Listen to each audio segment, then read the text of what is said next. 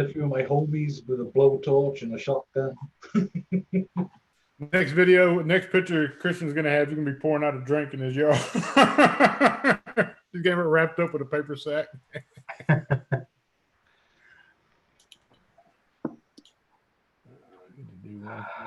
It looks nice though, doesn't it? Well, I'm just working on the pictures now. So I hear you guys in the UK might be coming out of lockdown soon. Oh, heck. You know, whether we're coming out of lockdown or not, the last 2 days I've been going to work and back. Mate, the roads have been busy. Oh, no. The roads have been busy. I've seen Ubers like you would not believe. I don't think we're going to come out of proper lockdown. I think they're going to relax a few things, but I personally, it's too soon. It's too soon. I agree. It's too soon. Did you see that video, Christian? They took it down. Which one? That one with that woman. Have they taken it down off what? YouTube. So they've taken it down off my page as well. Try and click the link. I went to Zach today. I said, Zach, did you see that video yesterday? And he's gone, no, I never. I says, click on it. He clicked on it. He says, mate, video's not there. I went, right. What was it? You know what? It was an interesting video. It's my theory on our governments anyway. I've always had this theory, you know. That's crazy. Well, she absolutely nailed it, didn't she? Yeah. She had a gag order on for 5 years. She was imprisoned. She's come out now, and she's just she was basically the top dog when it came to all these infectious diseases and everything. And she was trying to call everyone out on it. And they arrested her, locked her up, and put a gag order on her for 5 years. Wow. That guy who keeps coming up on the US panel, what's his name? That short guy, the old one, the medical professional. Yeah. What's his name? He's basically been there since the AIDS outbreak and everything that they had. And he has a vested interest in patents for antiviruses. How can someone in that position have patents on a drug? Do you know what I mean? I don't know.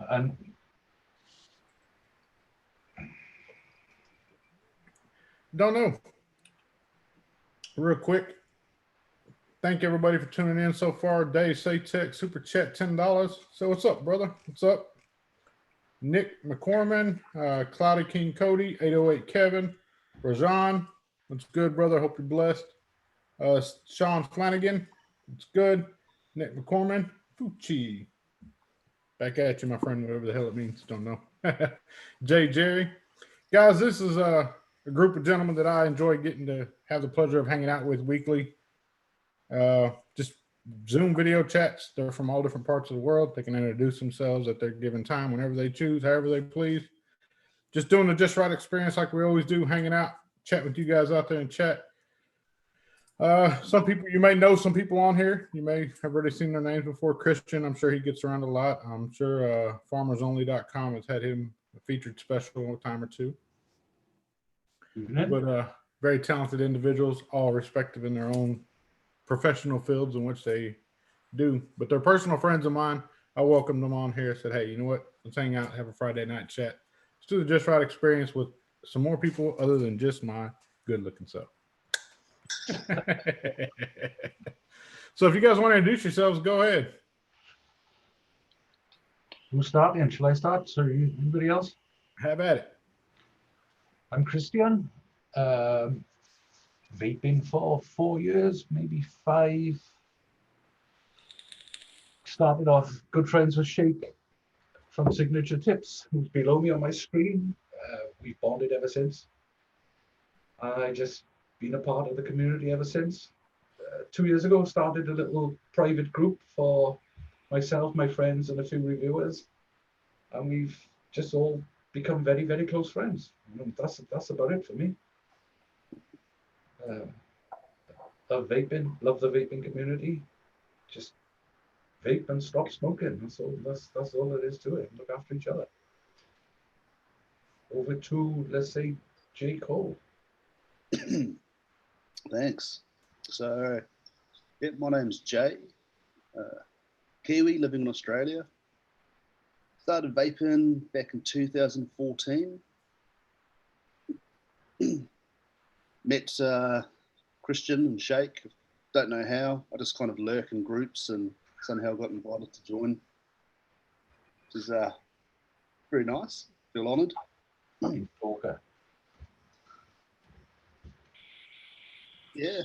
The bravest man on this whole panel. This guy faces death around the clock, 24 hours a day, Yeah, goddamn hero.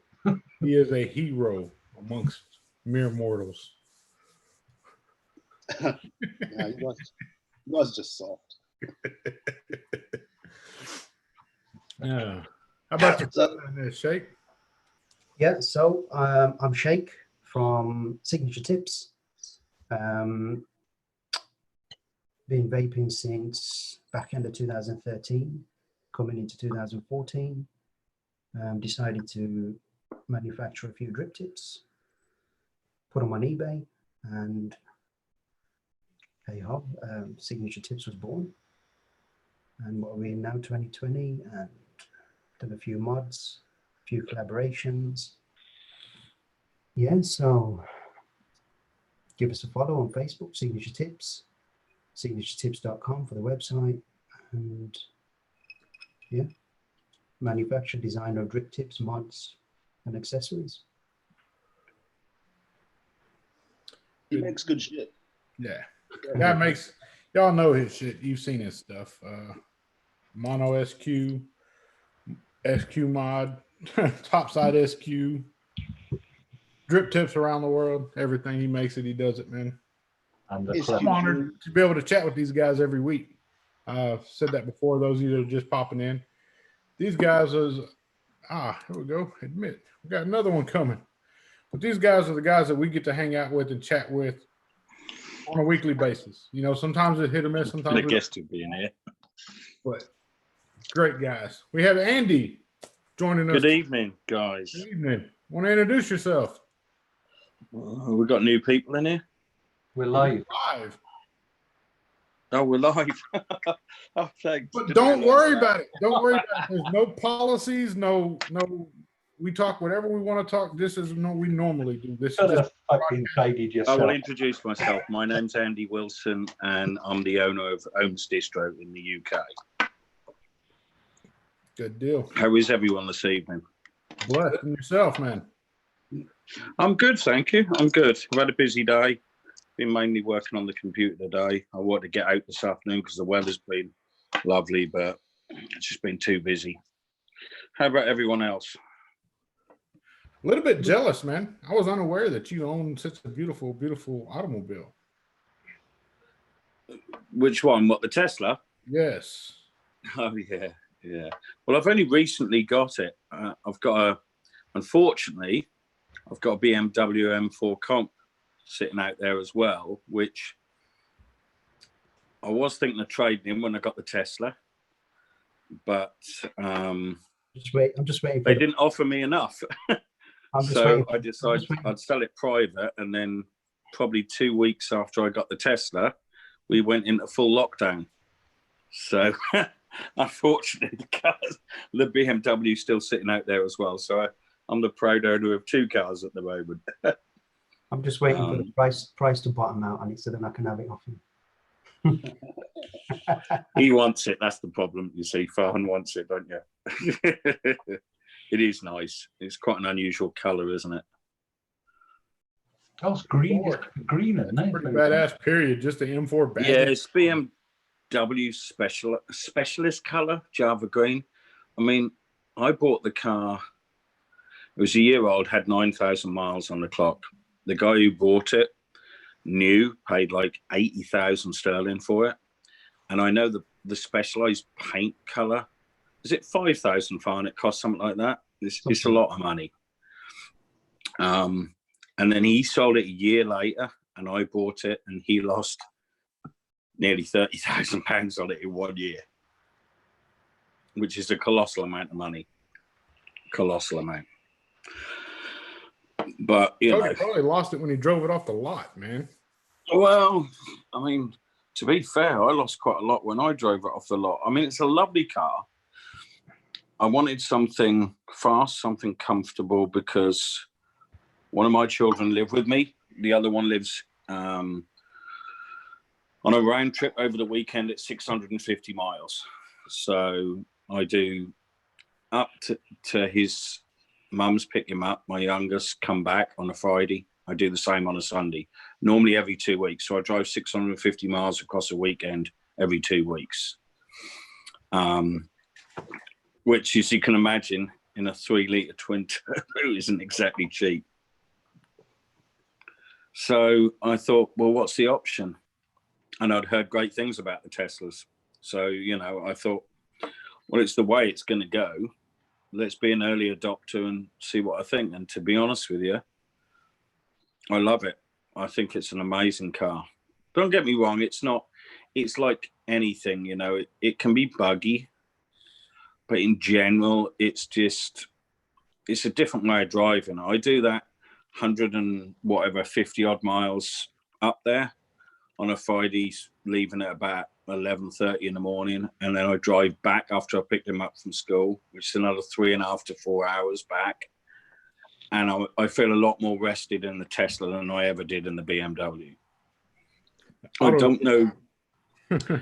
I just think it's because it's easier driving. Even though the BMW is an automatic, the Tesla, it's just put your foot down and go. You don't do anything, you know. I mean, I do use the self-drive on the motorway sometimes, but I don't trust it 100%. It's got a very bad habit if you're overtaking a lorry, or I think you call them Arctics over there. It'll just all of a sudden put the brakes on. So you'll be doing 70 mile an hour and all of a sudden you're doing 40 within 1 second, you know.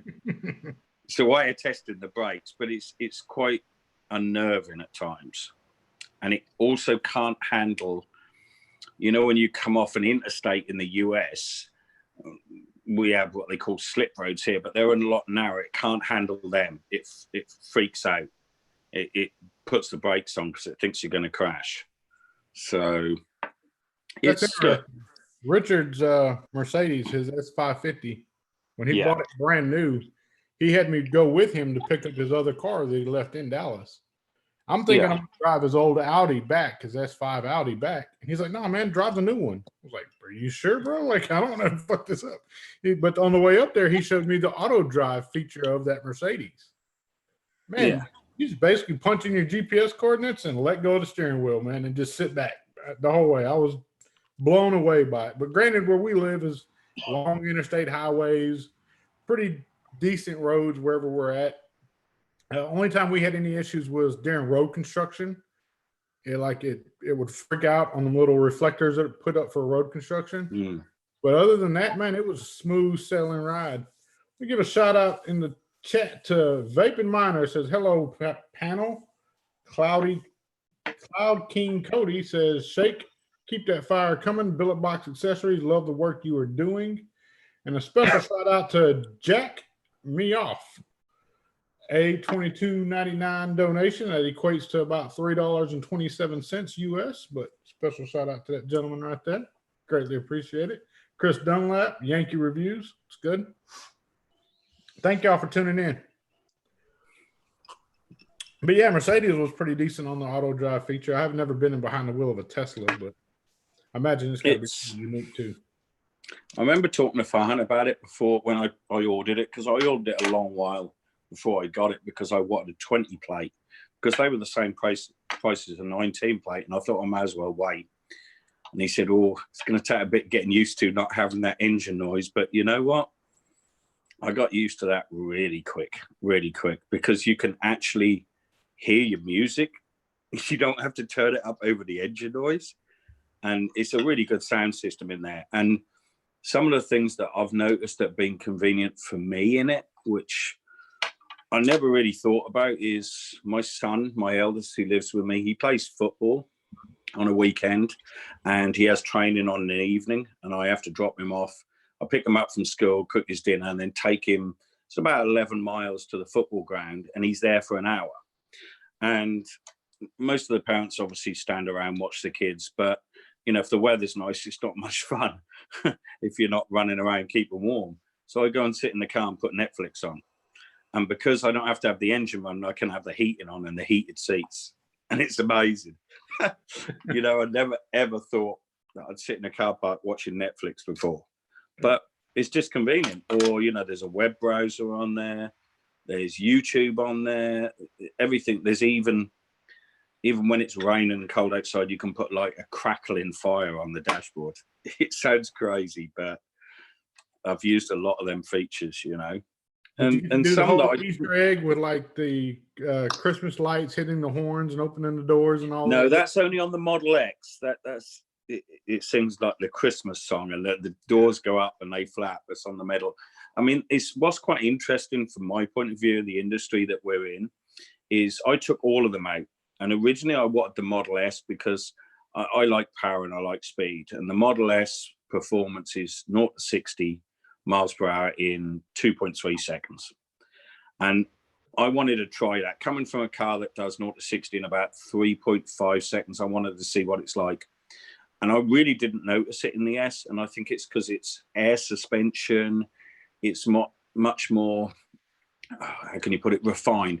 We over here, I would say that's more of a pipe and slipper sort of car. Someone who does long journeys and just wants complete comfort all the way. It's not the sort of car you can really easily throw into corners and things like that. But I liked it. The only thing that put me off, and it sounds ridiculous, but it's quite important on a long journey, there was no door armrests. So there's nowhere to put your right-hand arm, because obviously we drive on the other side over here. Nowhere to put your right-hand arm. And the center console armrest is about 6 inches higher. So your left arm is right up in the air. So it's the most uncomfortable driving position I could ever imagine. So I took that out and I'd done a lot of research into the S and the X. And I found out the new version 3 superchargers, which allows you to charge the Tesla really, really quick. You know, obviously it's on charge outside the house at the moment. It charges overnight on the cheap rate electric. But when I do that long journey to get my son, because I'm quite a fast driver, it will get me there, but it won't get me back. So I have to divert about 25 miles to services where they got Tesla superchargers, and you plug it in and I go and get something to eat with him and have a coffee, and then 40 minutes later I come back and it's about 90% charged, which gets me home, because it's quite a long journey. It's 24 miles there and back. So, you know, I've had to change things. It's taken me longer on the journey to get him, but economy wise, I'm saving an absolute fortune. I mean, don't get me wrong, the car's expensive to buy in the first place. It's not cheap, you know. What you pay in dollars over there, we pay in sterling. But it's been good, you know. I'm really enjoying it. But going back to what I was saying is interesting. The Model S and the X been out about 8 years now. The power pack on them is actually 18650 batteries. I think the S Performance has got like 4,200 18650s in it. And they've got a special cooling grid in them and everything. But the new Model 3, it can adopt the new supercharger, the version 3 that Tesla are rolling out, that will charge it from like a 20% battery to 80% in like 10 minutes. I mean, okay, it's rapid charging, not advised, but I'm only going to be doing it, you know, a couple of times every 2 weeks. But the Model 3, the new one, uses 21700 batteries. So it's quite interesting, you know, how they've moved over to the 21700 power plant. Higher ampage probably gives you a bit more torque, but a lot of people don't realize Elon Musk strategically positioned himself with the lithium mining to be able to adapt for his batteries. Like, a lot of people don't realize that he strategically owns like almost all of the world's lithium mining batteries. Yeah, and he's moving on to other battery sources as well because of the problems with, I think it's lithium, isn't it? You know, the mining, because, you know, there's a lot of people say that there's, in the poor countries, there's children mine for it and it's dangerous and things like that. So he's looking at other technologies that don't involve this, you know. So, I met a gentleman that I believe has had a meeting with Mr. Elon Musk. And what it was is he's developed a battery that can be in multiple different sizes that charges itself by way of laser and solar contained within the battery itself. really? That renews its energy by charging via laser and solar panel technology contained within the battery. He was local here, and we actually ran into each other on a freak encounter at a buddy's shop. He's like, "Hey, you two should talk. You guys like all that techie shit." And we started talking, and he told me, he's like, "Yeah, man, I proposed this like 4 years ago, and everybody thought I was batshit crazy." He said, "This year, I'm the keynote speaker at the same place where I pitched this 4 years ago." He said, "So just stay persistent in what you're doing, and like if you're passionate about something, stay the course and know that all things in due time. You know that things work out like they're supposed to." But I know he's had a meeting with Elon Musk over this technology that he's developed. Everybody says, "Man, it goes against the law of thermal physics. You can't do it. It won't work. It doesn't work that way. It's not going to happen." Well, he was able to generate a way to do so. So I think Elon, I think that's pretty damn smart how that worked. You know, just to do it, something that everybody said you're crazy and can't do it. And well, here now we're doing it. Same with automatic cars, electric cars. What does it cost you to fill that up on a fast charge? He's proved so many people wrong, hasn't he? Let's be honest. You know, he's very clever indeed. You know, I mean, I don't think, definitely not in this country, we're not going to have autonomous cars in the next 5 or 10 years because, you know, they just don't work. You drive on the wrong side of the road. Well, the roads are so small here. That's the problem. You know, it's like, you know, when I drive in the US, it's like, it don't matter where you drive. Even if you drive in the country, the roads are like 3 times wider than ours. You know, and the roads are pretty damn good. You know, if there's a problem with the road, they fix it quick. You get a pothole in a road in this country, you're lucky if it's fixed within 3 months, you know. It's just, you know, they've got so many surveys to do, and then they have to get permission to put traffic lights up, which takes months. Nothing's done quick, you know. I mean, look at China, how they put them hospitals up. I mean, how fast did they go up? That was unreal, you know. But how's everyone else, Fran? How are you today? Excellent. Got no complaints. Good. I got to be honest, this being furloughed is driving me mental. I've got to the stage now where I'm so bored, I don't actually want to do anything. Go on, Shake, show it.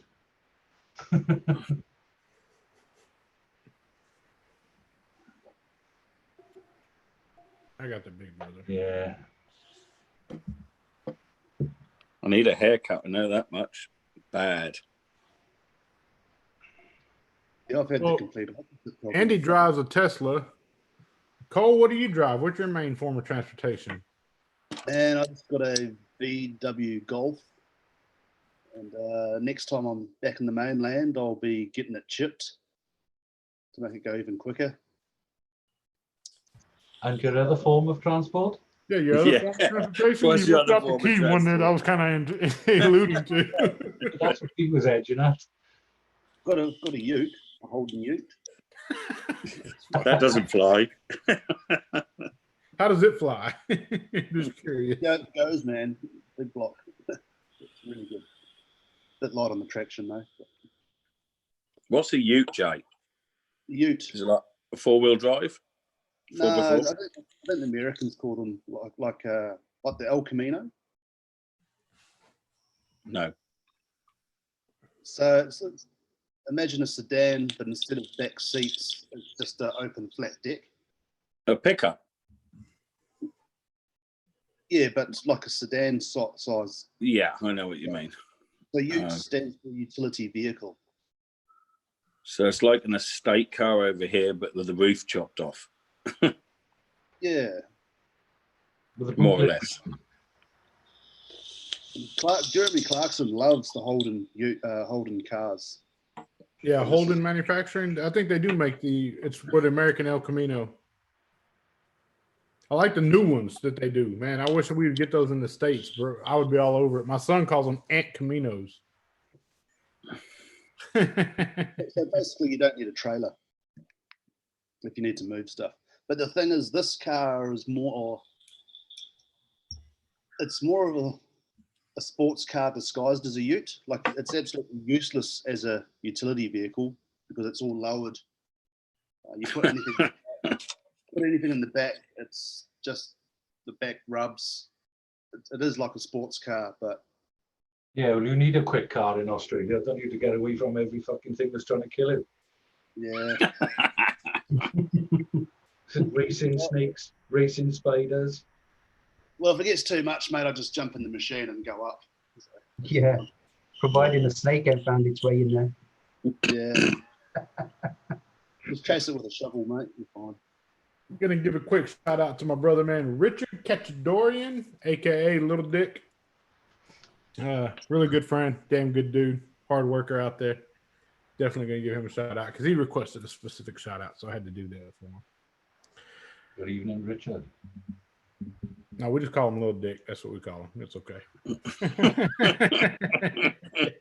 Good evening, little dick. Oh, mercy. So you said this furlough is driving you nuts, huh, Christian? Any word on when you may be able to get back to it?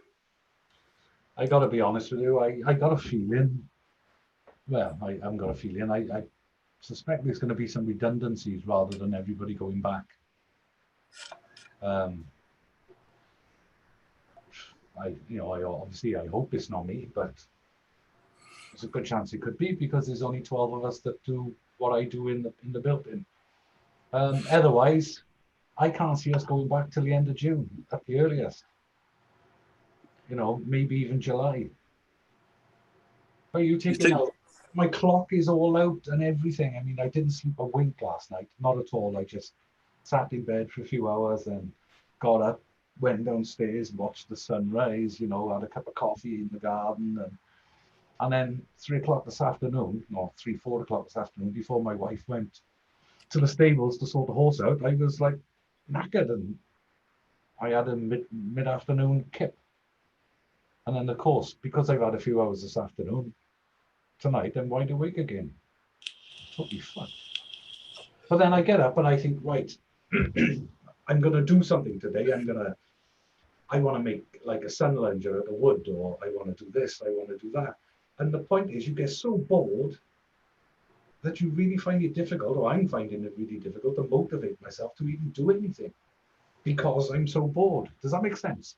It makes a lot of sense. And if it wasn't for the missus nagging the whole damn time, I would have no motivation. But her nagging motivates me to get off my ass and get outside as soon as I possibly can, first thing in the morning. Yeah, well, Mike's the opposite. See, my wife, bless her, she just says, have a lazy day every day. Have a lazy day. She's a gem. Every now and then she'll find me something to do, and when she does find me something to do, I gotta do it there and then. But generally, it's easy going. But we'd be lucky as well because the weather's been nice, so it's easy to just sit in the garden as well, isn't it? Or potter around in the garden doing sort of nothing really. But yeah, the weather's been great. Do you guys have ice cream trucks in your region where y'all stay? Like the truck that's loaded up with ice cream and drives around and sells ice cream? Yeah. Ice cream. What they've started doing here is the food trucks are driving around like ice cream trucks. So if you see a taco truck coming down the road, you go out there and stop the taco truck, you get some damn tacos off of it. We get that anyway. We get butcher vans and things like that that come around once a week. If you want fresh meat, then They had one stop the other day. It was a cupcake truck. And I kid you not, I bought 2 of every cupcake they had on that damn thing. I spent $100 on cupcakes. Wow, they're expensive cupcakes. just to get out the front door. Just because I didn't have to go to town and get them, they come by. They're super sterile. They have the 6 feet distance. They actually have the credit card machine on a sliding rail that slides out from the window. You tap your credit card on it, they slide it back. That's quite cool, isn't it? It was. I was No like, cash. No what's that? cash. No They're not cash. taking All cash. crap. No cash at all credit card only. And you can Apple Pay, Google Pay, or I just did the tap to pay with my credit card. Just tapped it on their machine. But it's like, why are they just now waiting to do this now? Hell, they should have been doing this for years, man. I'd have bought many a tacos for many a times over to not have to go to town and buy them. For me to drive to town, it's like a 15, 20-minute drive to town. So to have them come by out here to where we live in our subdivision, it's like, okay, sure. I'll spend a coin and buy some cupcakes or tacos. We bought barbecue last weekend. That was amazing. It was like the best barbecue I've ever eaten. I was like, dude, you don't have a store? No, man, I've only sold it out of my truck. Like, so to see the entrepreneurial mindset of those food trucks say, hey, we're going to be like the ice cream trucks and we're going to drive around and we're going to sell people what they need at the convenience of their home has been damn nice. Yeah, street food on a van. Do you think we're going to get another 3 week lockdown on Sunday? I think so. It's definitely going to be a different world after all this. That's it. The stats today were over 600 again, weren't they? So Yeah. I can't see them not. I think they will continue for another 3 weeks, maybe 2. Was that We just have to. 2 weeks don't make any sense. They've got 3-week cycles, haven't they? Yeah, was that 600 new cases? 626 today or something. Well, this That was is on the deaths. Worldometer. Whether it's from yesterday, I don't know. But That's no deaths. deaths. Yeah. Deaths. More new Well, I see. cases than that. See, this week at home, back in New Zealand, we had 2 days in a row with no new cases. Nice. Like we're really smashing. What? You haven't got any up north, though, have you? No. I mean, we've had more deaths than like Italy and all the other European countries.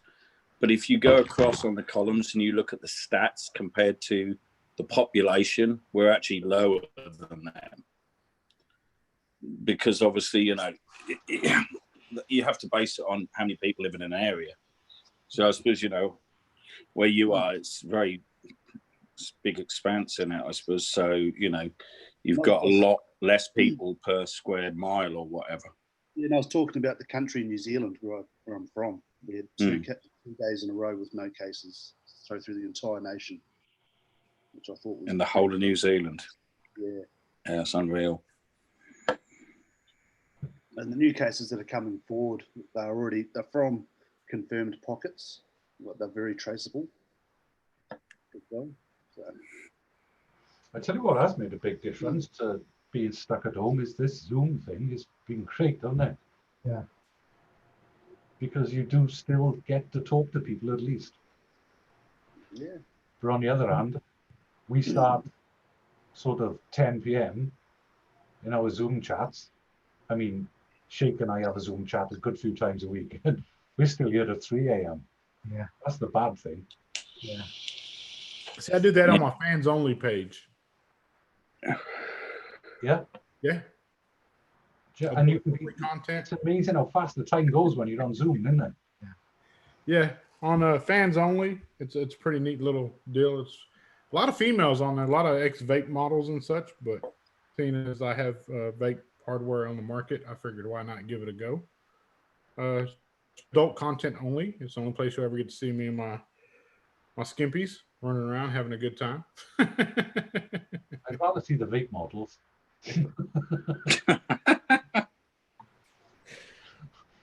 Than y'all. I had a Zoom chat that with some mates and managed to drink a whole bottle of scotch, like just like that. so quick. Sean Flanagan asked what I'm drinking on. Crown Royal Apple with some mixed berry punch. It's a rather unique combination, but I thoroughly enjoy it. It's just to make it red, right? And it is red, yes, sir. Just right red. Just right red. That's something I've been trying to get as like a trending little deal. And it's kind of funny to see like Element Vape gets on it, Vapor DNA, they stand behind it. You know, when something comes out red, they'll tag me with that hashtag just right red. I don't know if they're trying to get me to spend my money or what, but It's not difficult, is it? not hard at all. Hell, not hard at all. You got Not something if you spend $100 on cupcakes, it ain't. To be fair, though, I did give some of the cupcakes to my wife's mother, my mother-in-law. Oh, that's gorgeous. Just right, Reed. Gorgeous. And as far as Zoom chats, man, I've really, like our chat we hang out on Saturday, that's typically the only one that I religiously try to make. Like my wife she'll tell me, she's, you going to get on your chat with your buddies tonight? You going to get on? I'm like, hell yeah, I'm going to get on the chat with my buddies if I have a chance. But typically during the week, I stay out of Zoom rooms a lot, man. Social distancing, everybody says, oh, it's really tough on us. It's really tough on us right now to be social distancing. The reality of it is, in the vape community, we were built on social distancing. Whenever we started vaping, there wasn't that many people out there vaping. So we had to get in forums and shit to find other people that were vapors as well. So come time to social distance, it's like, okay, this is something we've been doing for how long now? You're jumping in and watching the vape team live, or frequently asked questions Mondays with Fagan or something like that. You know, we just watch a lot of different vape shows on YouTube and comment in chats or lurk in Facebook forums. It's something that we do already. It's not anything new to me. So it's kind of been unique. Rajan asked Shake, is there any plans for a Clutch LE? They are on the way. Good question. Good question. Yeah, and any questions y'all have out there in chat, man, just direct them who you want to direct them to, man. I'll read them out. We'll ask the questions and we'll get the answers. Right there, Christian. Y'all can't see it back there, but that whole wall back there is all SQ stuff. And you call off a color combination or a limited edition model. Oh yeah, I got 6 of them. This is just the one that I display. I've actually given a few away to my brother. I love my brother to bits. We're not in contact all the time. But, you know, I'm not trying to embarrass him, but he's not as blessed financially as I'd like him to be. So quite often, if he likes an SQ product or something, and I've got one spare, I'll give one to my brother. You know, so there's a few. I'd have a few more if I hadn't given him some, but the ones I've got there, to be fair, are ones I just wouldn't get rid of. I got some pretty rare ones there, and mainly a few of them were gifts off my friend Shake. So, you know, I never want to get rid of them. They're very personal. And Yeah, he's a good lad, our Christian is. what's that? He's a good lad, our Christian. Yeah, he is. Damn good friend. I have the same policy, man. I have a bunch of different hardware, but truth be told, I don't keep any of it unless it's a gift. If somebody gifts me something, that has to stay with me until my dying days. Like, I'm very, very particular about that. That's why I don't do well whenever people send me gifts. I have a hard time accepting them because I'm like, fuck, now I got to keep up with something until the day that I die because it was a gift. Letters are another thing that I'm really big on keeping. Like that mask right there. As you see, the gentleman has them all in the background. If you want to know who made them, that guy made them. It's badass. Yeah, he's got some more right skills, Christian has. Thank you very Yeah, I much. think if someone gives you something, you should keep it. I do. I've got some things that I pull out every now and again that people have gifted me. One big thing to me is letters.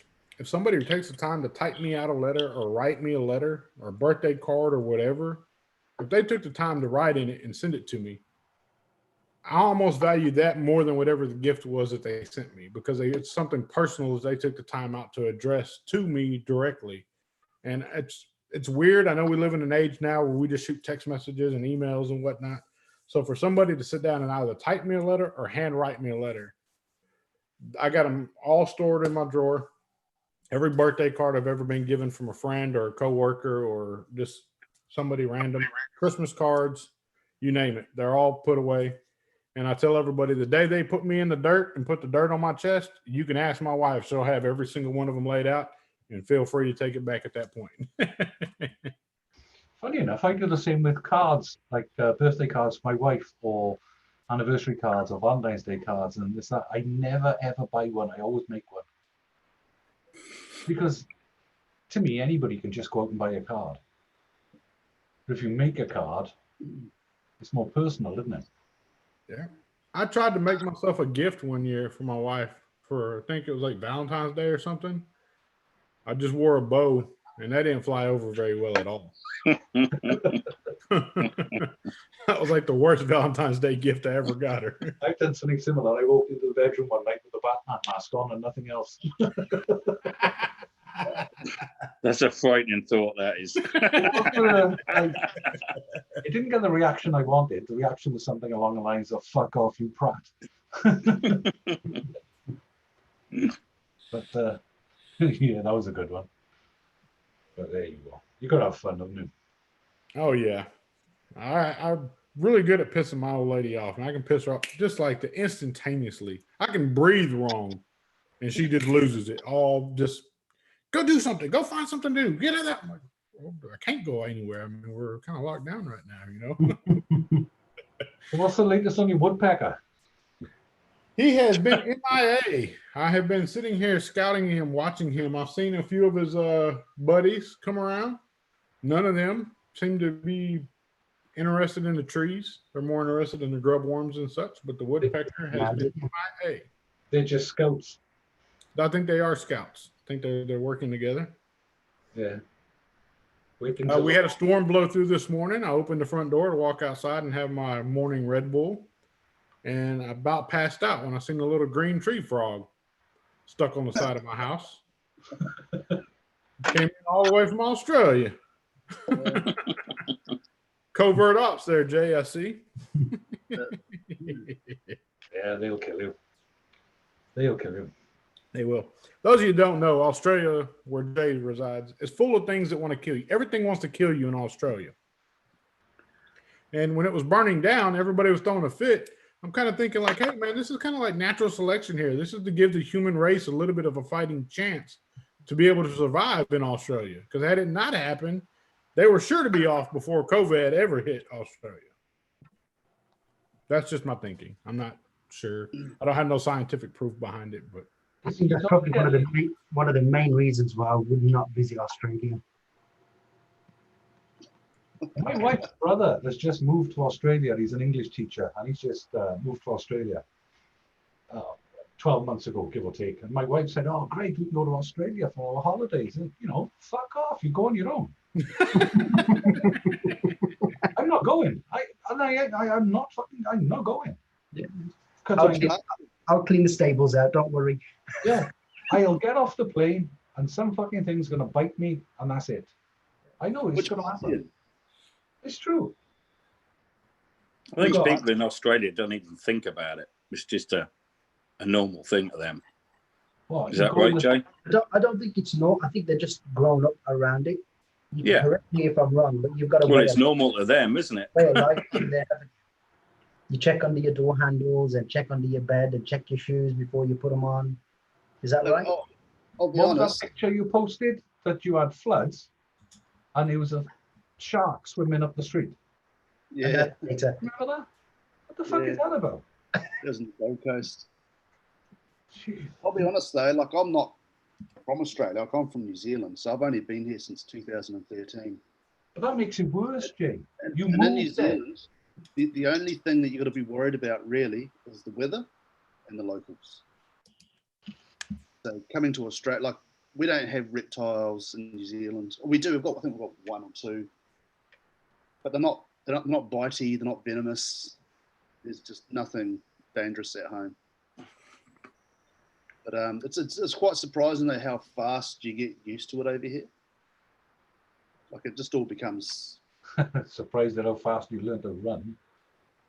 Well, you remember that Zoom chat that we had when I was on that island, and there was that giant spider behind me. The one you kept looking at constantly. Yeah, like Every 30 seconds he was turning around, and this spider had Nikes on. It was huge. And he was looking at him as if to say, "I'm gonna have him." it was bigger than my hand. And I don't have small hands, so. Is there any nutritional value to them? That's why I'm not going to Australia. I don't blame you one bit.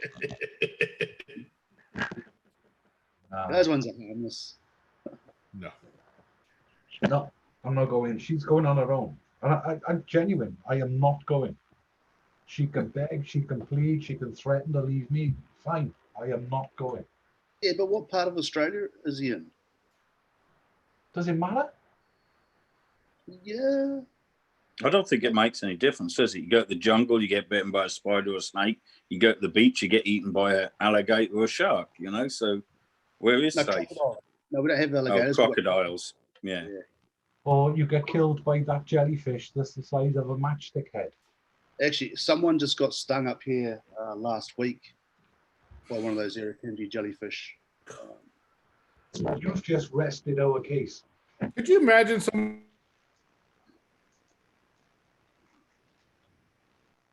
and realizes there ain't nothing you can do because everything you can do, you're going to get killed. Yeah. Yeah. It's your time, it's your time, mate. You know. Yeah, life's the one big gamble anyhow, isn't it? Let's be honest. There was a guy out fishing just before Christmas in his boat, and no shit, because I was out flying when this happened. A stingray jumped out of the water into his boat, stabbed him in the back, had three of its spines snap off, then jump back in the water. And it only just missed his spinal cord by like millimeters. He was in his boat, minding his business, right? He was in his boat fishing, but out of nowhere, a stingray just jumped out of the water in his boat, stabbed him, and then back in the water. Yeah, no. It's no go for me, my friend. Diggy says, my wife tries to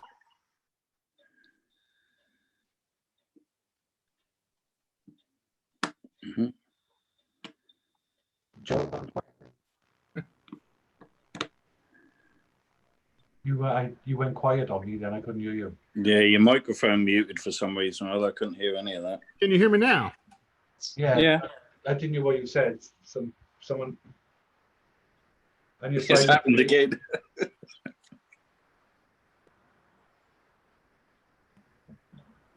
How about now? Can you hear me now? Yes. Yeah. And now you're quiet. So, guys in the chat, are you guys experiencing Mr.JustRight going quiet as well? Yeah. Every time he starts talking, he cuts off. No, but are the guys in the chat watching this on YouTube, are they experiencing that as well? They're seeing it too. They are seeing it. Joel, your audio is going out. Yeah, your audio's You dropping hear out. me just fine, right? No? Yes, no? Yeah, Yep. we can hear you now. Just my I hear you just right. So someone was saying, sorry? Diggy. No go. No. Can you hear me? Yeah, you know. Yeah. Yeah. Okay. Now, Diggy said his wife tries to kill him most days. Maybe he should send her to Australia. I told him, I said, yes, a one-way ticket. I said, oh, no, make that a round-trip ticket so insurance will pay out. Well, sending people like that to Australia is something we did regularly many years ago. Good. And most of them didn't make it. They didn't even make the boat. Most of them did not. What about that? I imagine it's a beautiful country, and you know, Jay has taken us for a trip over the Great Barrier Reef and stuff like that, and it looks gorgeous, but it looks all right from that far up in the air. You go down any closer, and something's going to jump out of the water and get you. It's as simple. Have you got anything in the air that can kill you over there? Yeah, Jay. Besides you and the helicopter. Just the fixed wing pilots flying around making dodgy Yeah, radio. right. And eagles that throw snakes at you. Yeah. There's a lot of Seahawks around at the moment, or sea eagles. They can be a bit funny. What about that eagle that we got back here in the UK now? Almost up to 200 years or something. Did you hear that? Or was... Sounds like a robot. Yeah, I'm good. I'm glad I'm not the only one who heard that. You're doing the Dalek thing again, Jake. Yeah, this is strange. All the sound is going. Yeah. Can you hear me now? Yeah, No. you're a robot. Yeah, you sound like a robot. Your Wi-Fi hasn't jumped onto Mickey D's next door, has it, or something, Joel? I hope not. No, I thought it'd be good.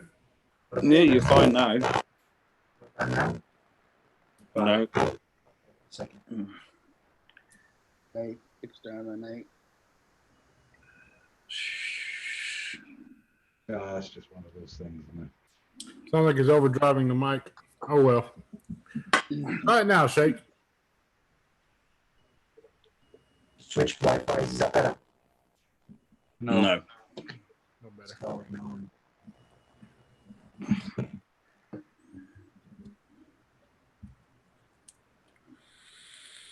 Either way, no worries. I just wanted to get on, guys. Have you guys on, shoot the shit, talk to some folks. It's Friday night. I don't want to tie up everybody for too damn long anyhow. But see, Cody Shover said he just ordered a black 1.5 and a titanium profile. He cannot express how excited he is to get them in. Thanks for all you do. No, sir, Cody, thank you, man. Please don't ever thank me for you purchasing something that I've done. I'm the one that owes you the thing. I had a lot of trouble finding a black one. Remember I messaged you the other day saying about the differences between the 1 and the 1.5 because I wanted a black one, and I struggled to find a black one in the UK. I did in the end. I had help of Chris Dunlop, and I found one. But yeah, I got 3 now, and a gentleman who just said he bought 2, he's not going to be disappointed. They are stunning. The flavour is absolutely stunning on them, I can assure you. So, RB Mark II, whereabouts in the world are you? I'm just reading off the chat. Audio line now. No. Oh, you're not. Let's see here. I muted him. I unmuted him.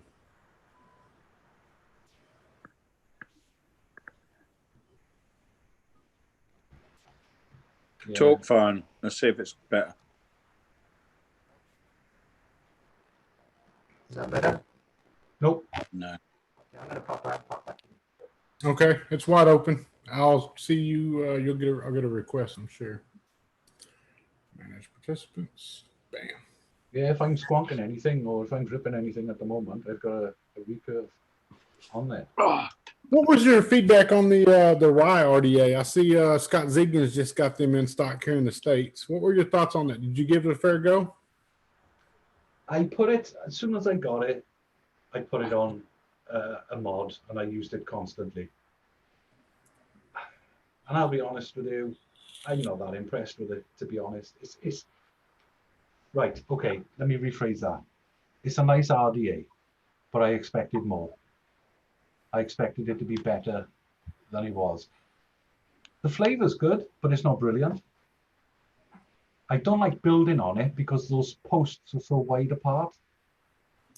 And unless you get your coils right and the bend right, you end up screwing your coils out of shape, and it takes a while to straighten them up and get them right. And this and the other, don't get me, it's a damn fine looking RDA. But for me, to vape, it's not quite as nice as a Goon, but with better airflow, if that makes sense. I mean, I like the Goon. I still like the Goon. I think it's a terrific RDA. I really do. Yeah, I think it's a lot of money for what you get. I mean, the machining's gorgeous on it, don't get me wrong, and the looks are lovely.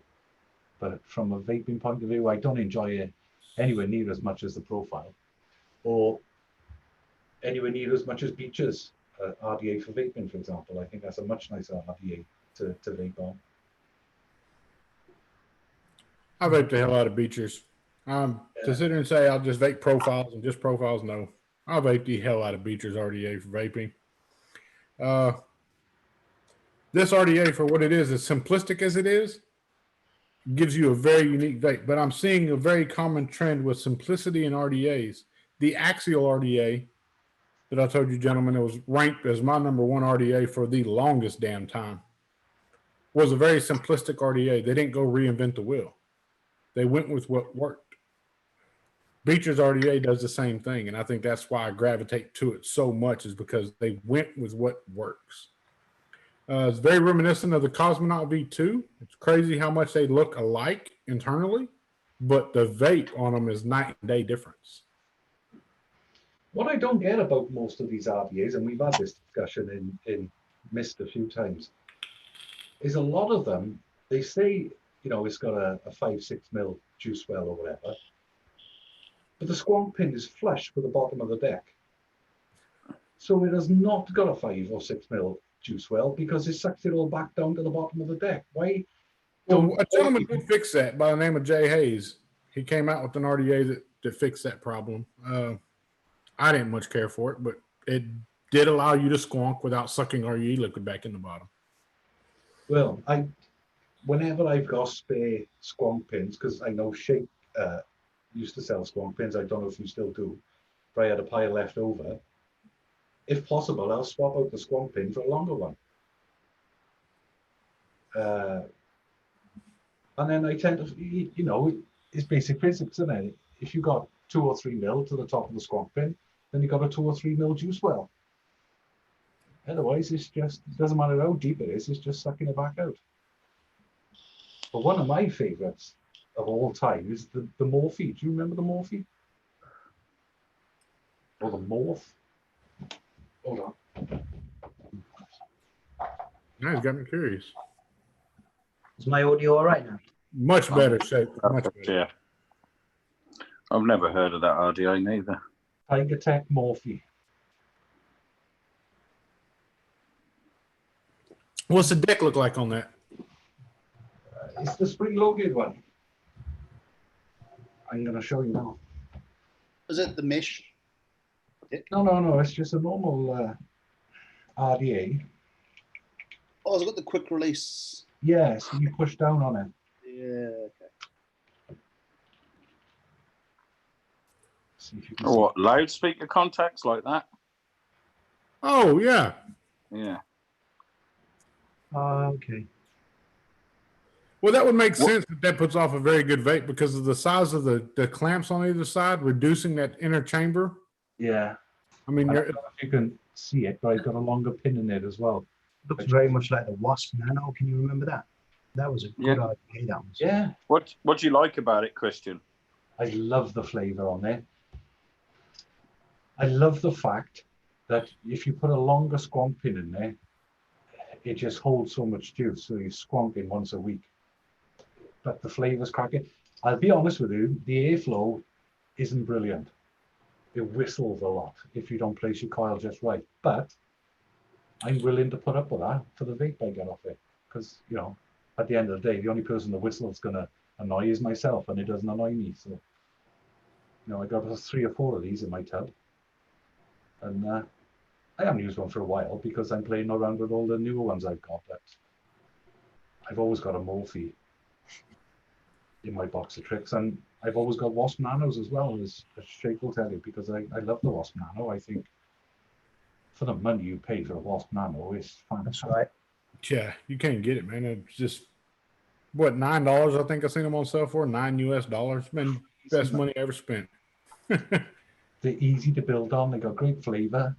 They're quite nice looking. Yeah. And like you know, they're peanuts to buy.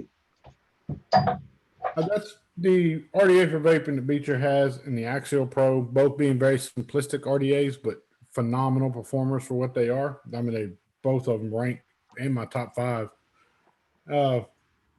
It's 2 different ends of the spectrum where they're really simplistic, but yet we want innovation. Like, I'm somebody who craves innovation. I want to see innovative things. I want to see new build decks, new styles of building. And sometimes I think over innovation is unnecessary. Is there still something to be had in RDAs? Hell yeah. But we'll see what happens. But I also like the drop solo a lot. I find Yeah, I get a nice vape off that. I use mine all the time. Yeah, I really enjoyed the drop solo. I want to give a special shout out to Miss Fernandez. Says, got to get those lives in. Man's hurting. I love when somebody assumes that they know my financial standings and my financial beings. I can assure you I'm not hurting, my friend. I still use this a lot too. Velocity V2. Yeah. I remember when that deck came out and everyone was going, you couldn't get them in England for, I think you just couldn't get them. They were just so hard to get. Yeah. I think the clones actually came out over here before the original. Yeah, but the Velocity was one where, because they were so hard to get, the clone market for them really took off. Because if you couldn't buy the original, well, what do you do? Yeah. Yeah, Cisco done a good job of that, definitely. There's a lot of strange RDAs over the years. You think about it. I mean, let me have a think about some of them. I mean, I remember the Bambino. Do you remember that? The Jabu done, the tiny little one. Still have done that after, what was that after the other one that Praxis done? the Petrie. Or the Derringer. The Derringer, yeah. The Derringer came out, then the Bambino. Yep. And the Petrie, the little Petrie single was a Yeah. real small one. All of them, man. That's a time in vaping that I thoroughly miss a lot because we were getting new stuff like that. I was like, man, can you see that? Can you see? And we didn't have to go to find the damn drill press on the Bambino and the Petrie and the Derringer. Like if you had like the Mutant or the Patriot, the first thing you want to do is put that bitch in the drill press and punch some airflow holes in it.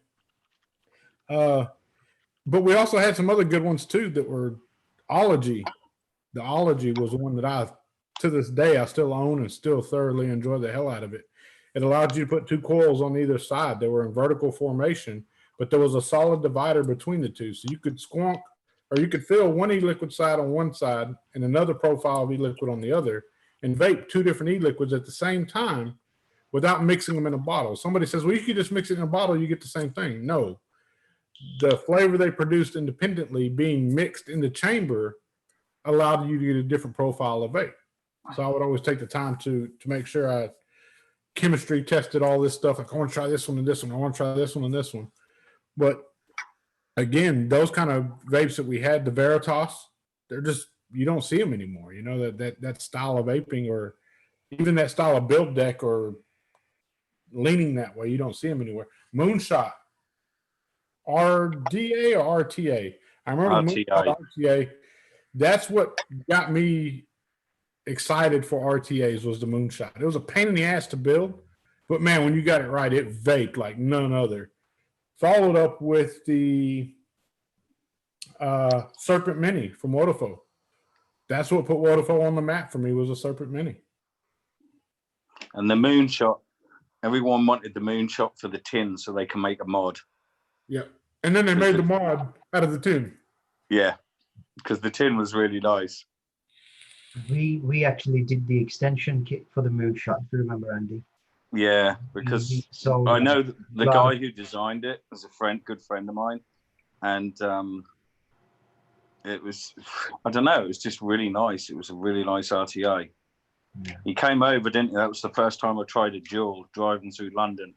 Nearly put my car through Buckingham Palace gates. I'd never had that much nicotine in one go before. It was crazy. I tell you what, as well, I think these are great. Yeah. I'm glad you said that. These are great. I can't see. Is that the Atty stand, Christian? Yeah, the from Bearded Viking. The beard does, yeah. They're nice, they are. Yeah, he does a lot of quite unique stuff, doesn't he? Yeah. I've got them coming. I've got about 150 of them coming. Yeah, it's only cost me 32,000 in shipment. Yeah, I know. I think I got a message off him yesterday to say that their lockdown is for shipping in and out of South Africa is also. That's the wildest thing I've ever come across in my life. Did you share it with everyone? What happened there? The signature tip stand. That's a lovely stand as well. It's got some decent weight to it, doesn't it? That's what I was about to say. The weight that this thing has is proportionate to whatever you put on top of it from signature tips. It's a solid piece. Don't get me wrong. I love my little bulldog. He's cool, but you put an RDA up top, he becomes top heavy. Versus the signature tips, it's solid. It ain't going anywhere. Yeah, that's a really good artist. I use that. We use that in the stores and everything. They're so good. Yeah. Want more of them. Holmes ones, didn't I? Yeah, I think you've done a couple. You've done one personally for me, I think. It's just, you can screw it on. You never have a problem taking anything off with them. Solid stainless, aren't they? Yeah. They're a fair lump. Ryan C says, how do you deal with your old lady hollering about your vape stuff? I got a good collection going on and not a day goes by that I don't hear it. I went down to Lowe's and I bought these Husky roller totes. They're about 30-gallon roller totes with a locking lid. Threw all my vape gear in there, closed it, locked it, and put it away. So I can only have out a few of them at a time. And then I just rotate through different times. Like, I think right before Christmas, I went through and I just had a tote from 2018 and one from 2019 and just liquidated everything that I had.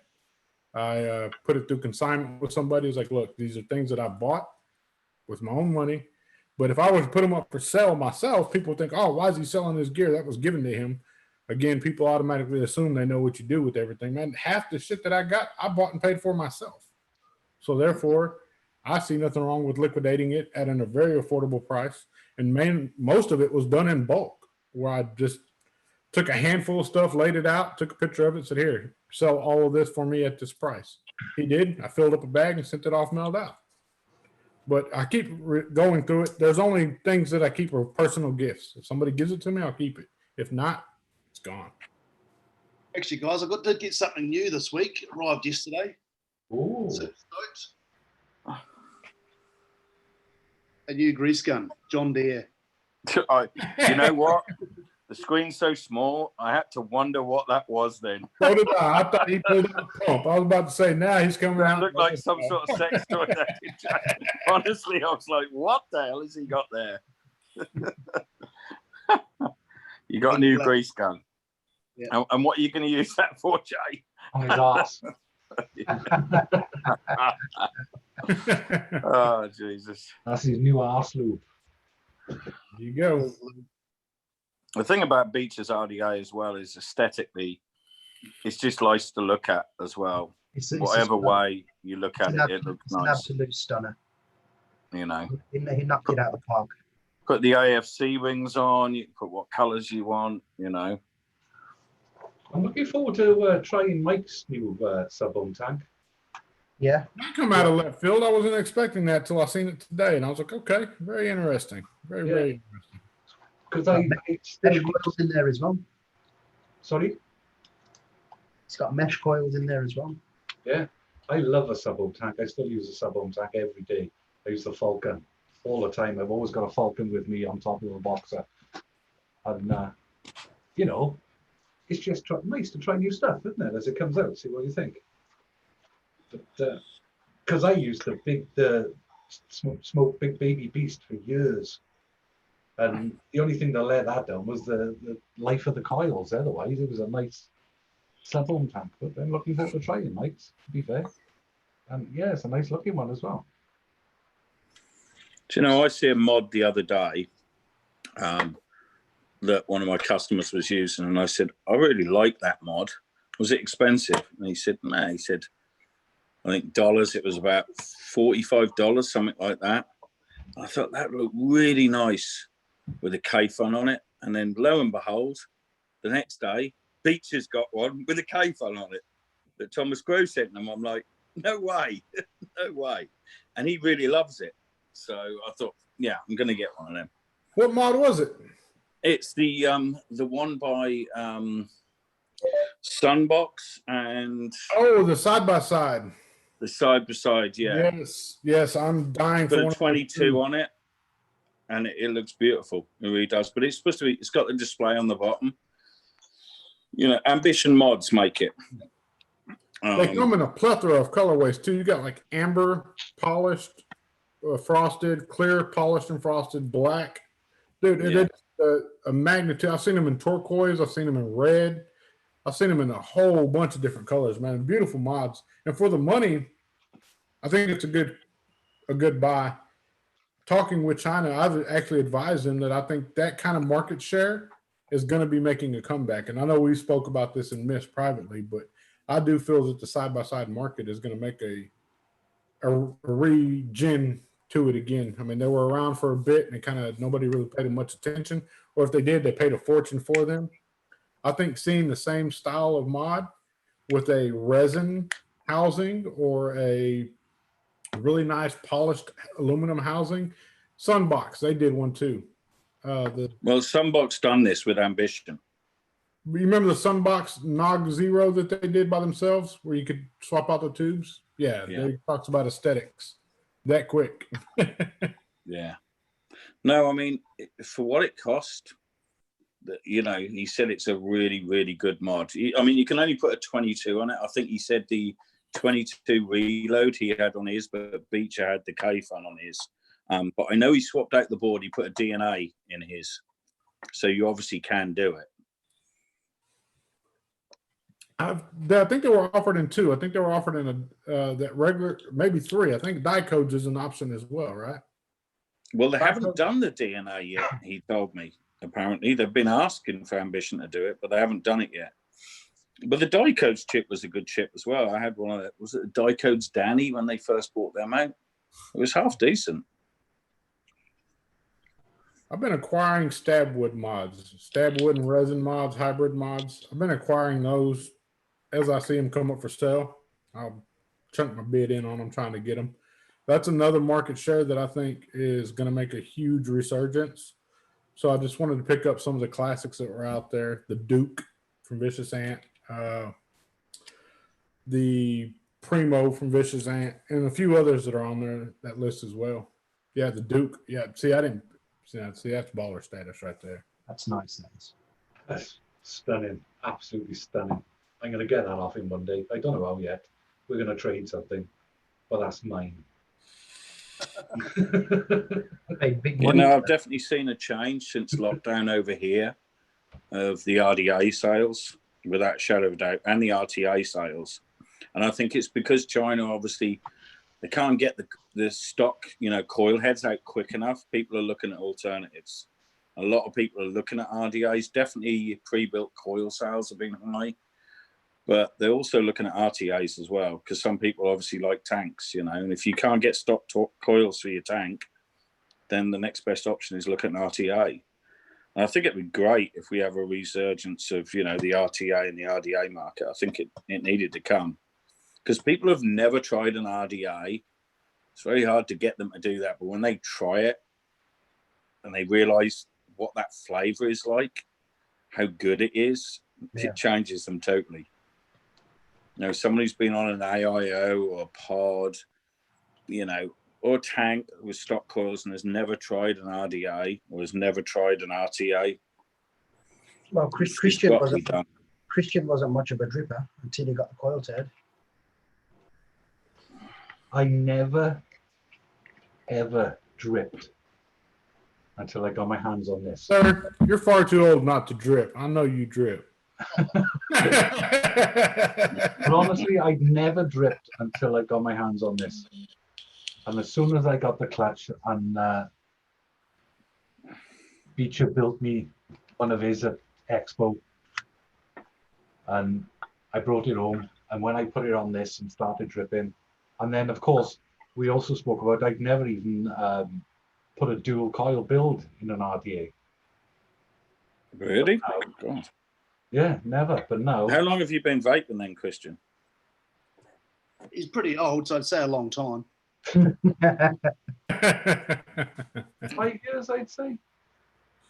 Oh, a fair while then. Yeah. For this, I always used to say if you could wick a K-Fun, you can do anything. You know, I missed the first go round of RTAs when RTAs were like really, really big, the K-Funs and all that. Like I really missed that in the market share. I was really tied up in the dripping and the dual coil RDAs. But I'm kind of glad I missed it, because whenever I was able to go back and revisit them, it's like, man, that was pleasure right there. You know, that mindset of having to have 4 batteries running 400 watts, or like my brother Fogging Out the Batman, shout out to him, I see him in chat. You know, he likes some lipos rocking 300 watts and crazy builds. Take that. That's just no way for me, man. I'm not a fire breathing dragon. And I say that now, but there was a point in time where I enjoyed that style of vaping. I guess I'm just getting older, like Christian, but I'm enjoying single coil vapes, flavorful vapes, long battery life. Just nice all around vape experience altogether. I mean, I've had a few RTAs. I've had a good few RTAs, but I prefer the sub-ohm tank personally because I just like the convenience of it.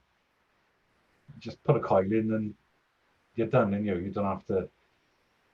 I mean, the flavor's not as good, obviously, but I mean, I do like the gear, the single coil gear RTA on this SQ mono. Fucking brilliant little thing. Excellent. What about the dot shell though, Christian? Do you like that? Yeah, I do.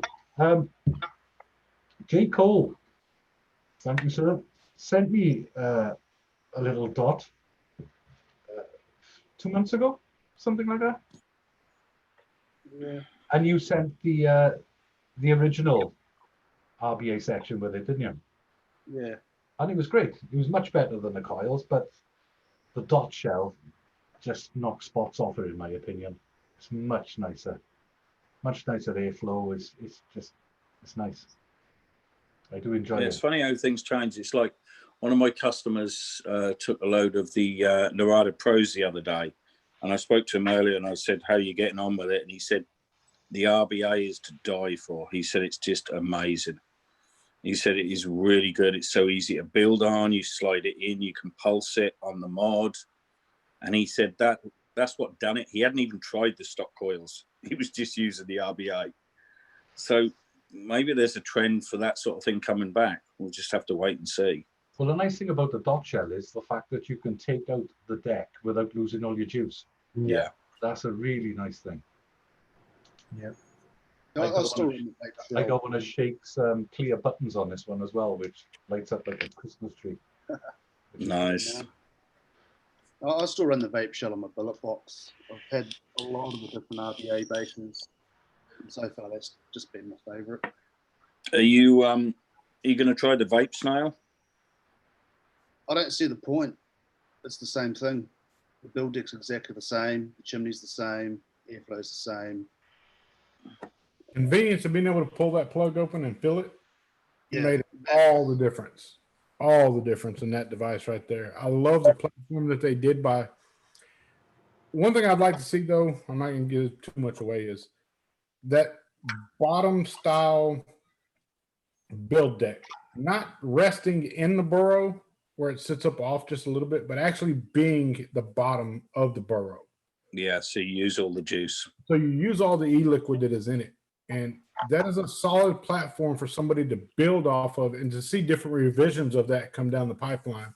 Because anytime you have that burrow that has to sit up just a little bit, and you're dependent of it wicking from the bottom or wicking from the sides, one, that sacrificed build deck space that you have allotted in the burrow. And two, you're depending on capillary actions, you got to tilt it sideways or whatever. Having that build deck at the very, very bottom and utilizing all of that extra space up there for e-liquid to ensure you get the very last drop of your e-liquid is a smart way to think. I personally want to see other companies implement the same in their RBA style decks moving forward. Many of them probably won't because, oh, fuck that, it's a clone of the Snell. It's a clone of the Snell. No, man. You pay your respect to the Snell, tip your hat to it, and say, hey, way to go. Y'all did it good, but we're gonna make our own revision of it, our own variant of it. But at the end of the day, who cares if it's a clone of something else? You know, like everything that we've got has been inspired by something else. Yeah. You know, like you were saying earlier, some of those RDAs that are coming out, they're very basic, but they've taken the best parts of other devices that already exist and just come up with a new combination. Yeah. They work. That's it. If it works, mate. That's the thing that people forget more than anything is if it works, it works. And I don't give a damn if it's a clone, a copy, a direct rip-off of something else.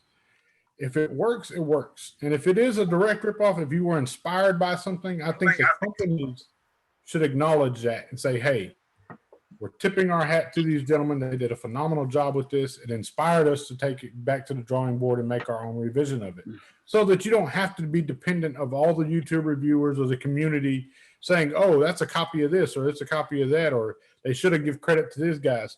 No, as a company standpoint, make that statement publicly initially so that you don't have to hear it time and time again over and over. Oh, it's a copy of this, it's a copy of that. I don't give a shit if it is or not. If the company makes a statement and says, hey, we liked what they did with it, we want to put our own twist on it. Covers all your bases from the get-go. Absolutely, mate. Absolutely. We had a similar conversation recently about the SXK billet box, didn't we? Yeah, we did. And I still hold firm to my statement that if you want to try the billet box world and you pick up an SXK, whatever, so be it. Not everybody can afford, especially in these trying times, can everybody afford to go drop $280 on a billet box. It's a costly investment. $280 is a lot of, you know how many skins my son can buy on Fortnite for $280? Like 5 of them. Oh, you show off. And you're looking at 375 over here because of our high taxes. Look at them doors. I think they're about £300. I looked at Adobe this morning. They're about just over £300 here. See, I like the evil doors, I'd be honest. I mean, that Paisley's lovely, but the evil doors for me. I'm sorry. I think those are some of the most beautiful doors I've ever seen in my life. Did someone say billet box? Says Diggy. I was intrigued, but now you have my attention. Give a shout out to my brother, man, Diggy out there. He's my partner in crime with billet boxes. Yeah, the evils, those are dope. So, Joel, what's the story behind that billet box you posted the other day with a picture of Betty White on the front of it? Yeah, that's the Barb edition. 2020 they did. You know, Barbara Walters, she was a host on 2020. I thought that was Margaret Thatcher. What's 2020? Is it a show in the US? It was a news broadcast in the U.S. it still is for a long time. They always started, and this is 2020. Was like their little intro deal. But to pay nod to that, Billet Box did a little, I think they did 5 of red, silver, blue, and black. So there's 20 of them out there. I had like 9 of them at one point in time. But once I got my red one, I sold all the other ones because this was the only one that I needed to have was a red one. And it's my gem. It's my pride and joy. This is like my favorite box. Of course, it has absolutely nothing in it right now because we play dress up quite a bit. I like seeing Barbara get undressed and redressed. Christian, don't get excited. Don't reach for the lotion. I see you. How come there's no internals in it? Because, like I said, it's a dress up. I just got through swapping out the buttons in it. Was actually going to change the red buttons to Ultim buttons. Yeah. To match the red and gold colorway. So it's just sitting by. I know that if I had a billet box, and I will have a billet box, but I know damn well that I'll end up spending a fucking fortune on it. Oh, you do? It's part of it. Yeah. What you do, you buy some nice $250 resin drawers, you get out of the car, and then it falls in the middle of the blown road. And bust the corner off your doors. I'll get a billet box, and within, 2 weeks, I'll have a set of evil doors on it. So there's money there. I'll have to have a special button. I'll have to have a special tip. They're waiting here for you, Christian. Yeah, see? 000. And I got one of them black douche pouches. These things right here are lifesavers. I very rarely take the red Barb out of the house, but if I do, I can promise you it's in one of these bags. I do not leave the house with something of this value. Why not spend 10 extra bucks on something you can put it in and transport safely? It makes sense to me. It's like insurance for your fucking mod. Just make sure you pull the drawstring tight. Yeah. They do some nice colors as well, don't they, in those desky pouches?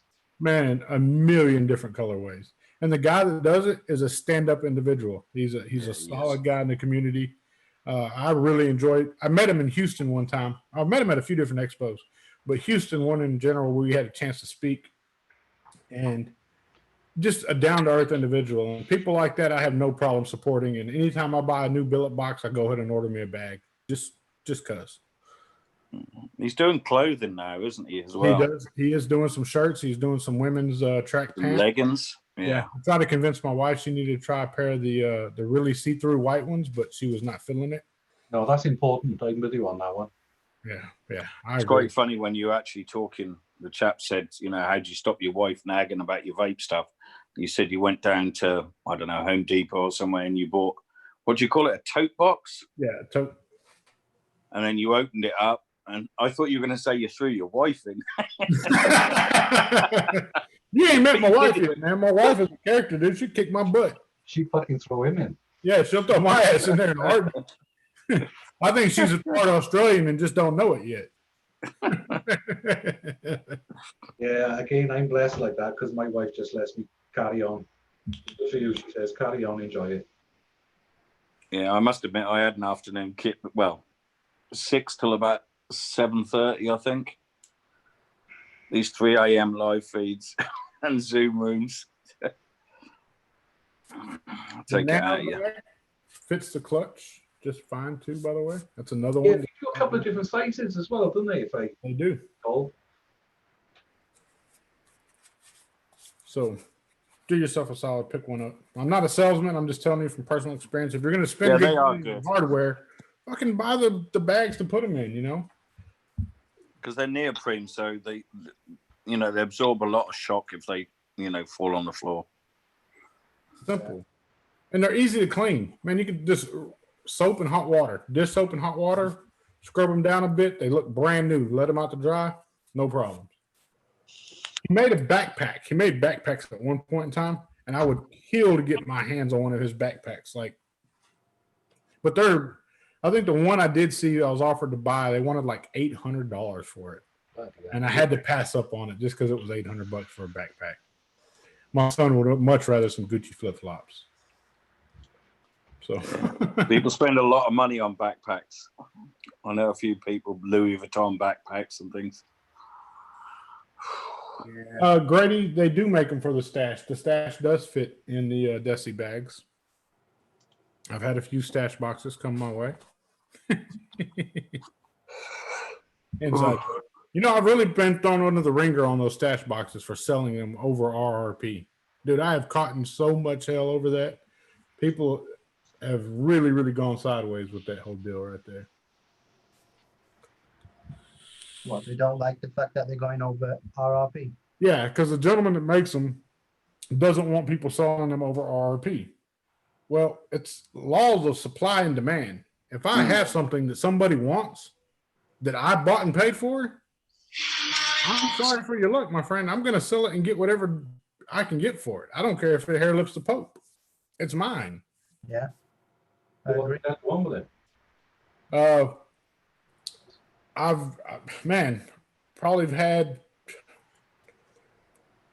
I've had 5 of them already. And every single one of them, minus one of them, I've sold for over $1,000 a pop. And I know some people, that's crazy. That's asinine. There's no way you should do that. They think, well, I just took that profit and put it in my pocket, that I'm hurting so bad for my lack of sales of the profiles, that I'm doing so bad that I just pocketed that money. They don't realize that we bought box fans for it's East Texas. It's coming on summertime. It's going to get hot. Some people can't afford to have air conditioning right now. So we bought a pallet of box fans. We bought masks. We bought hand sanitizer, and we donated this stuff out. That stuff's not free. It does come. We had to pay for it. But for me to sell something for over RRP, take a portion of the profits, and do something good with it is the way I justify my reasoning for doing it. I don't have to do that. I choose to do that. Yeah. You shouldn't have to justify yourself anyway, should you? But you'd be surprised out there how many people expect you to justify what you're doing and validate what you're doing and question, well, he shouldn't do that. He shouldn't do that. And if you don't like what I'm doing, man, close your eyes because it's going to continue to happen anyway. We had it recently in, it was in the Signature Tips Facebook group where someone had a limited edition SQ and he wanted to sell it. Said, what's it worth? And some guy chirped in saying that it's frowned upon with signature tips if you sell it for anything above the retail price. I said to him, that's just bollocks, man. If you've got one of 100, you want it to go up in value. You want it to be more sought after. You know, personally, I buy something limited edition because I want it and I want to keep it. But you don't know if this guy has come on hard times or whatever and he needs to sell it, especially in today's situation. And as far as I'm concerned, Nate, if someone wants to give you 300 quid for that, good for you. Yeah. Isn't it? Well, they wouldn't complain if you sold it under RRP, would they? No. That's the thing. Do you know what I mean? I mean, I sold my SQ Mono and I sold it to one of my staff members because he really liked it and I wasn't using it. And I sold it to him because I paid for it. You know, it was number one. And I sold it to him for like just over half price. I mean, I could have sold it 3 times more, but he works for me. He's a good member of staff, you know, to me. But if I'd have sold that outside and someone said to me, I'll give you like 300, 400 bucks for it or something. Yeah, of course I'm going to sell it. You know, if I'm going to make a profit, you know, would I sell it for what it cost me? No, I'd rather keep it. If I'm going to sell it, I want to make something because it's, you know, it's rare. At the end of the day, yeah, I'm no different from anybody else here. I put food on the table for my children. I put electric in my car. Do you know, but I've got overheads the same as everyone else in life. And I don't think there's anything wrong with making a profit as long as you're not hurting someone. If that person wants it and they're prepared to pay to it, that's their choice. They don't have to do that. You know, and as long as it doesn't hurt anyone in the process, and what you've done, you've sold it, you've made some money, and you've thought, you know what, I've made a profit. I'll give some face masks out. You know, you've done a decent thing. But people never look at that. They always look at, oh, he's terrible. He's done. You know, that's just society today, the way people are. At the end of the day, if you sold that Mono SQ that you had in serial number 1, if you sold it for $400, I got news for people. $400 ain't going to pay for that damn Tesla. That Tesla, you didn't buy that Tesla by making $300 profit or $200 profit on a mod. You got that Tesla from the hard work that you put in every day of your life, getting up and making it happen. People got this conception that, oh, Joel sold 6 stash boxes. That's the only reason why he has anything he has. I had news for you. I had this fucking house that I live in today paid for before stash boxes were ever even thought of. Yeah. It wasn't by selling mods over RP that got me my home, my cars, my land, my property, my investments. That was never funded by profiting off of aftermarket sales of mods. It's hard work. Hard work. That's what it is. That's what it is. That's what gets me and Farhan will be talking up at 3 inside. a.m.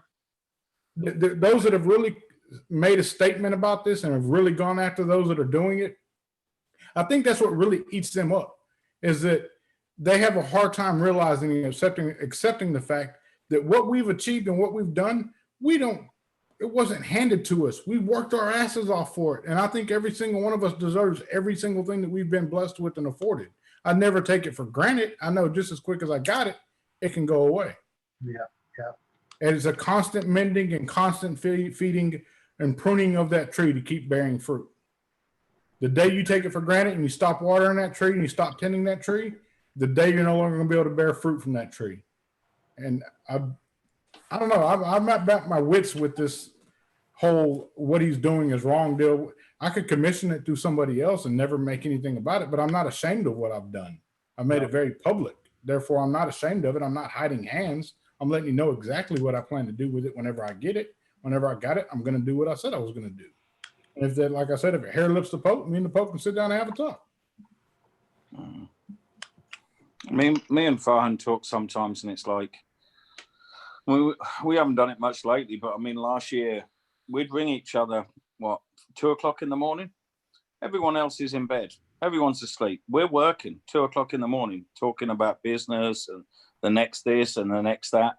You know, and people who say, oh, you know, they've just been lucky. It's not luck. It's hard work. It's like functioning on 6 hours sleep a night, every single night, spending less time with your children because you're trying to build something and make something, you know, to provide. I mean, why do we all do it? We do it to survive, and we do it most of the time, I think we do it ultimately for our children and our spouses, don't we? You know, I mean, I don't because I don't have one, but I've got 2 kids, you know, and, you know, at the end of the day, I put them first. I mean, how many single parents would drive 650 miles every 2 weeks to pick their son up? You know, there's not many men would do that. And I've been doing that for 10 years now, 10 years of my life, every 2 weeks. You know, it's because, you know, that's what's important to me. And that's why I work hard, because I want to provide for them the things that I didn't have when I was a child, you know. But I'm still careful with money. You know, if they come to me and go, "Oh, Dad, I want this fortnight skiing," you know, and I'm like, "Well, when's your pocket money coming?" "Oh, next weekend." Well, if you want to earn more money, you've got to work for it.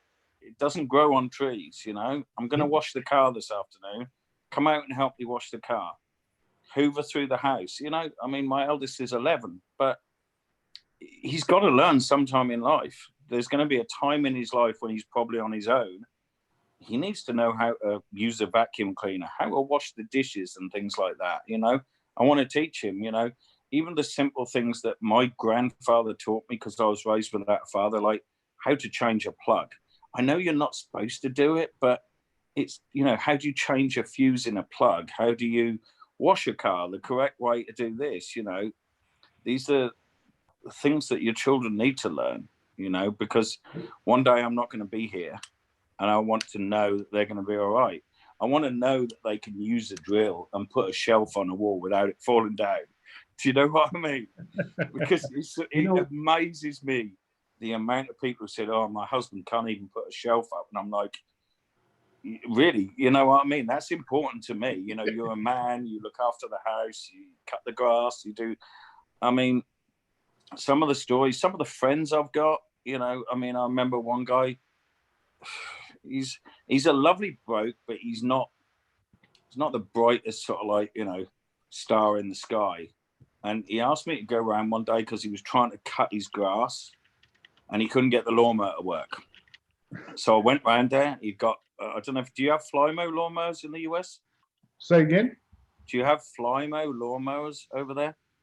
No, sir. We have like a cup. They like hover on a cushion of air and cut the grass. No, man, we're poor in the US. We don't have all that technology like y'all have over there.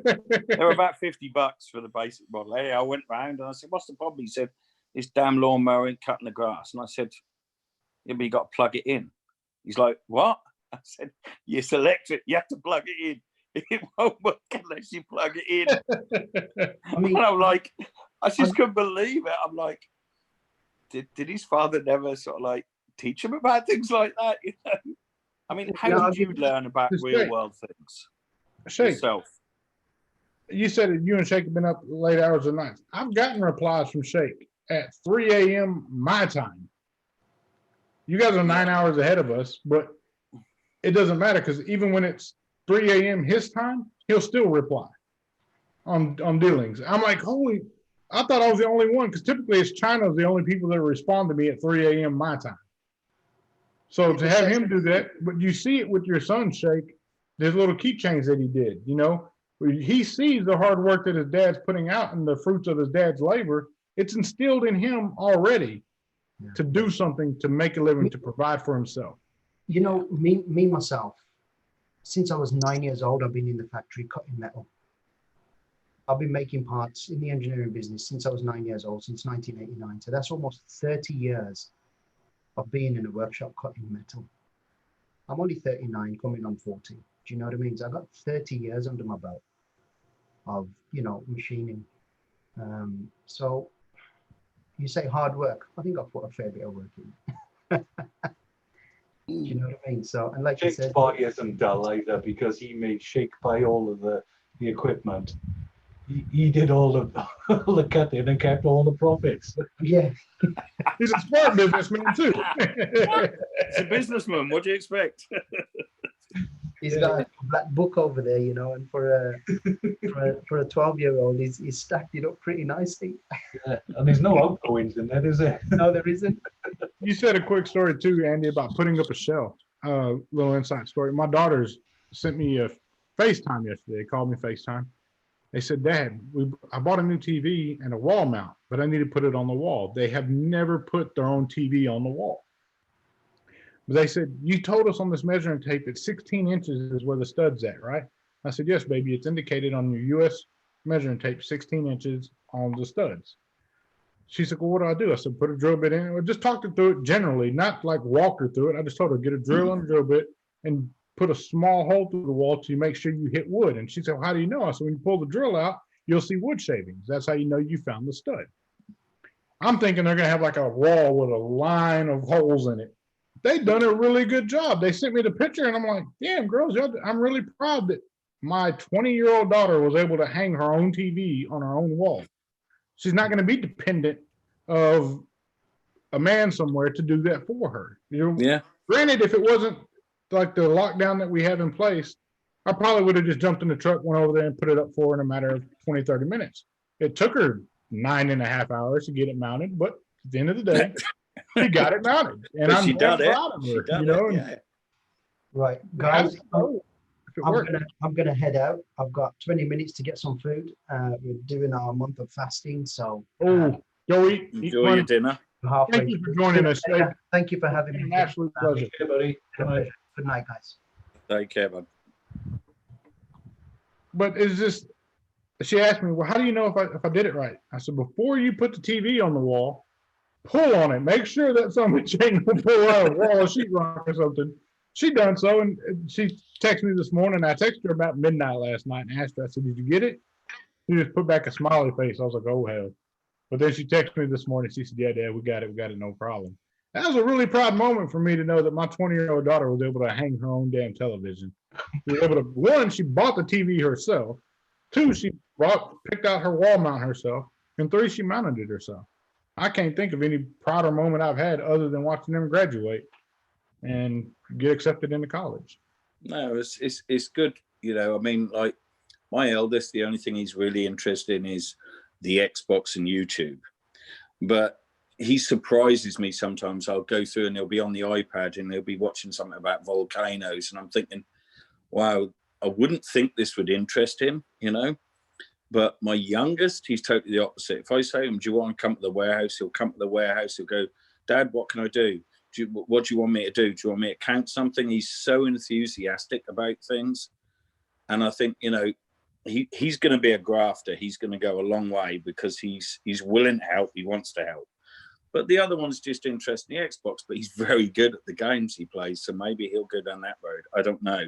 But I want them both to know how to do the basic things. I want them, you know, I can remember teaching my friend probably about 15 years ago how to use a washing machine because he'd lived with his mother till he was 30. He'd never used a washing machine. He'd never ironed a shirt before. And you know what?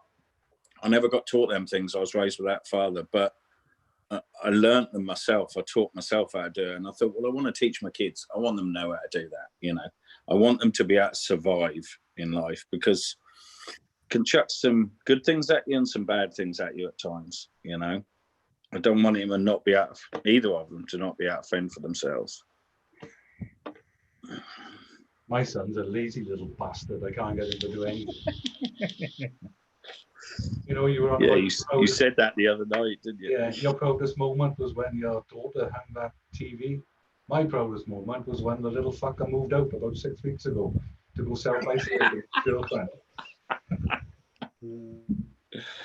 No, I love him to bits, but he is quite a lazy son. So, Jay, what Does he about your work? children?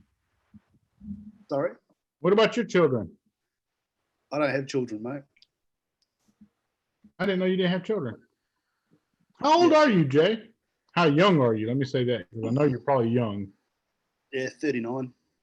39, it's not bad. Not bad. You're almost 40. That's a great feeling. You're almost 40. Yeah. Guys, thank y'all so much for coming to hang out with me on this Friday night. Like I said, it's nothing formal. It's just something just to hang out, chat with some of the guys out there and chat, answer some questions for them and just shoot the shit. We're going to wrap it up like about this time. An hour is typically how long I roll because I know people have lives and things they want to get back to doing, arguing with their wives or hiding vape gear or acquiring their next purchase. But I absolutely thank each and every one of you guys for joining us tonight. We appreciate y'all. Jay, Christian, Shake, Andy, utmost respect. I'm always enjoy hanging out with you guys. I really do. Been an absolute pleasure, sir. Absolute pleasure. Likewise, likewise. And everyone stay safe out there.